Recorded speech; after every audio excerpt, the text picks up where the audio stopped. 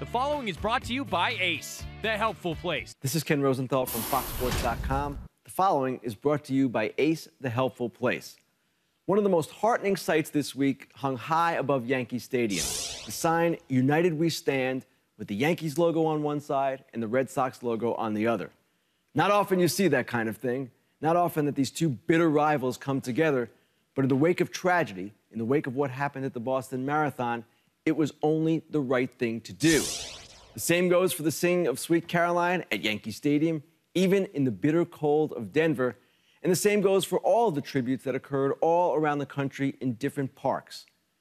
If only we could see that kind of spirit, that kind of unity all year long during all times. Now, I know that's unrealistic, and I know that sports generates passion, and that's the beauty of the whole thing. But there are times, too many times, where that passion gets excessive, where the vitriol gets to the point where you have to wonder what people are thinking. You often hear the term, well, this puts things in perspective. No, I'm sorry. Sports should always be in perspective. And I'm not suggesting that you root any less hard for your team. I'm not even suggesting you stop booing the opposing club. But hey, let's keep this where it needs to be.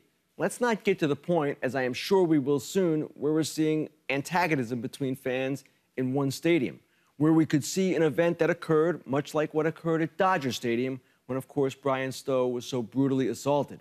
How long before things like this start happening again?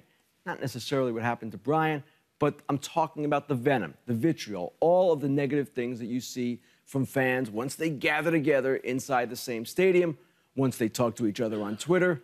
I think you all know what I'm talking about. I'm not trying to be melodramatic here. I'm not trying to make a grand statement. All I'm saying is what we saw this week was everything sports should be and everything that it isn't all too often.